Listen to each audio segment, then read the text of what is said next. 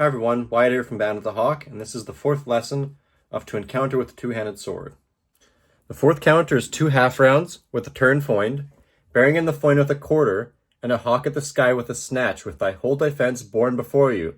And this counter must be smitten with transposing of the earth of both feet for sureness of defense. So the way I have this lesson working is that we're going to start with the 2 half rounds.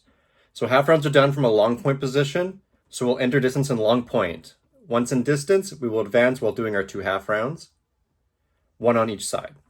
So after our second half round, we will turn the sword with the false edge, having contact with our opponent's blade, doing our turn foyne. So this transitions directly into a quarter, so when our opponent drives our sword further aside, we'll turn our sword around with a quarter blow to the left side. We then have another hawk to the sky, which I will do similar to the previous one, in which I use a hawk to drive my opponent's sword down, and then bring my sword over my head, threatening a downwards blow. Instead, I will finish with a snatch to the legs. The only mention we have of footwork is of transposing the earth of both feet.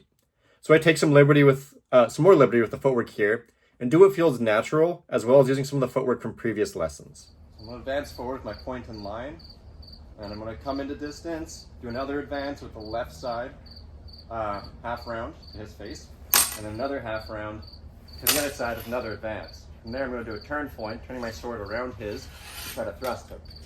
He doesn't want that, so he's going to deflect my sword down in that movement. I'm going to use that momentum to turn into a quarter blow.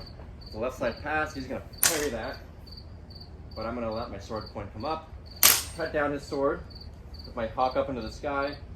He raises that, being threatened by a nice big downwards cut, and I'm going to let it fall down and snatch him on the leg.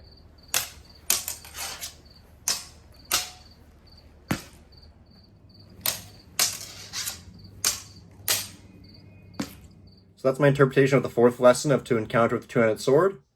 If you have your own interpretations or you have questions, please comment. Feel free to share. And thanks again for watching.